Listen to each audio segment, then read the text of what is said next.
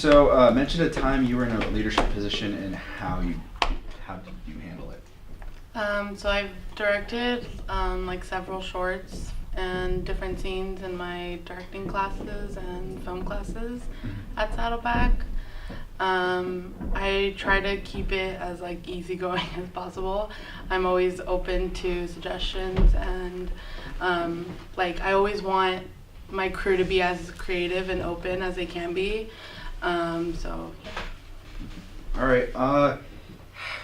And so okay, how did you handle an obstacle in that role? Like, is there anything you can recall? Well, there was one time in my directing class when my group, pretty much I got put as like AC, and like 30 minutes before we were gonna shoot, the director like never showed up. We called him, we texted him, the professor emailed him, and we were just like, and he never responded. And so my professor was just like, "You're directing, like, sorry." And so I pretty much just like went in there, and like all they did at rehearsal was like pretty much just a read through. So pretty much I had to like step in and do everything. But it worked out for the best, and my crew was like really great. So yeah. Explain how you have or would handle a crew with opposite creative views. Well, I would definitely like hear them out, like see, compromise on maybe, something. If something's like totally like off the wall, like no, I'd probably just like take them aside and just kind of like listen to what they have to say, because maybe you never know. But if it's still like ridiculous, then I'd probably just explain to them why this way works better, instead of just telling them like it's my way, that's it, I'm director or something like that. So yeah, just hearing them out and just trying to like best explain why you're choosing this creative path or whatever it might be. Okay. What are some qualities that make a good director for you? Definitely someone who can keep their composure, who is good to work with, like different people. Basically someone that is like good to work with other people, because if the director is like not good at talking to other people and they're just screaming at everyone, like no one's gonna want to work with them. I would also say someone who's just passionate about the story and wanting to make the best movie or film, or yeah. Okay.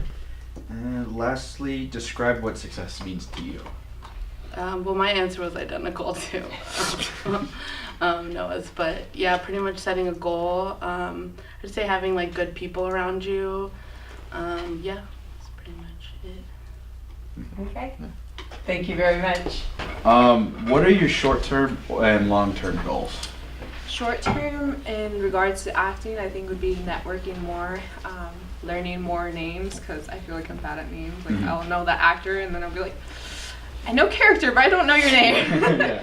So I think that's my short term goal. Long term is I eventually want to like be featured in like a TV show, and then produce like my own content too.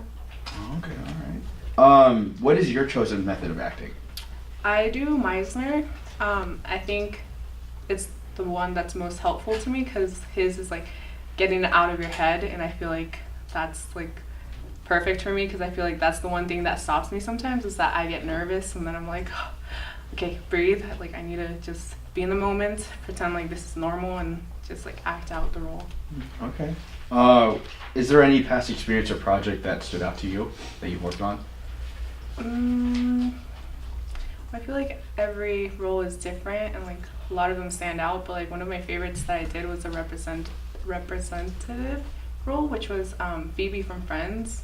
Okay. I liked doing her only because she's like a very quirky, and like her actions and like what she says are really outside of the box. Like you wouldn't normally like have a friend like that, or maybe you would, but I like her because it was really random. Oh yeah, for sure.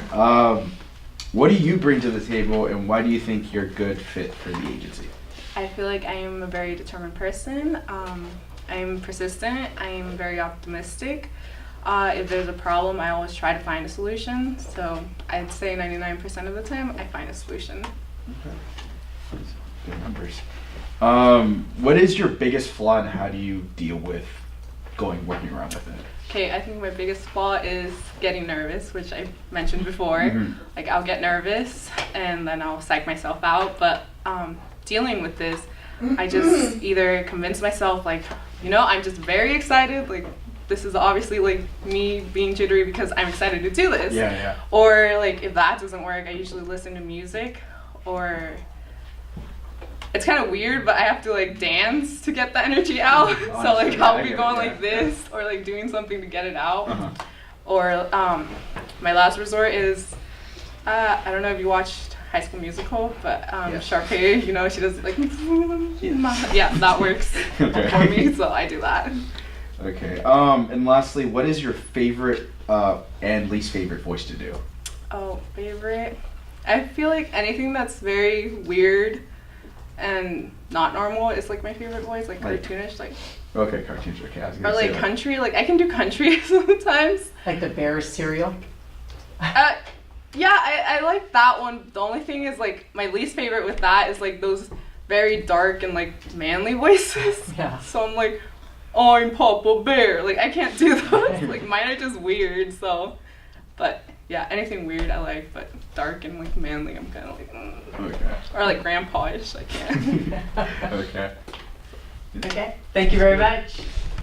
So yeah, mention a time you were in a leadership position and how did you handle it? Okay, leadership. Well, that's easy. I feel like since I was little, I always take on like leadership roles. So, like in high school, I did ASB, which is like Associate Student Body Leadership, and I was performing arts commissioner, so I was in charge of like theater, choir, and band, and so like I perform a lot of events and planning for our school. And then also I did house managing for our theater in high school, so it was another leadership position that I did. So Okay. How do you handle like an obstacle in that role, like in that role? an obstacle, let's say house managing, because sometimes people don't show up, and I already have like planned out assigned roles for everyone, so when someone doesn't show up, like I have to rearrange everything and see like the most efficient way that things would work out, and like if we're missing that body, like obviously I have to do something else also but on top of my job, so everything works smoothly. So, Okay. So explain how you have or would handle a crew with opposing creative views.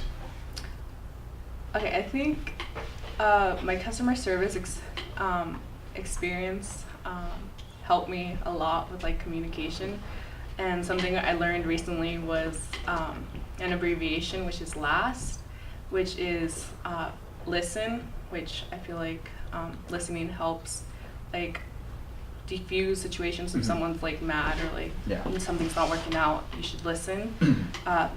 Then the second is like apologize if it's something you did wrong or if it's something you can't fix. And then the third one is solution, so try to find a solution, try to compromise, try to see what you can do for both sides.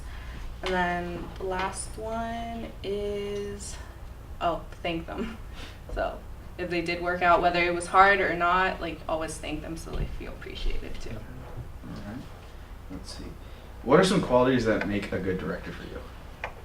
I feel like a good director would take criticism nicely. Like they shouldn't take it too personally, but they should take it enough where they can see their faults if they do have faults.